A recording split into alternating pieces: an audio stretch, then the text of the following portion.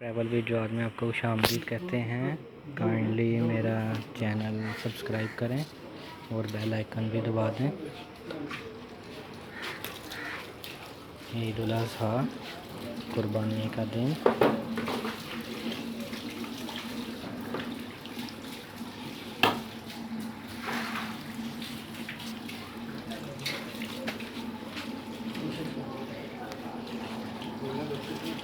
इधर दिखाएं।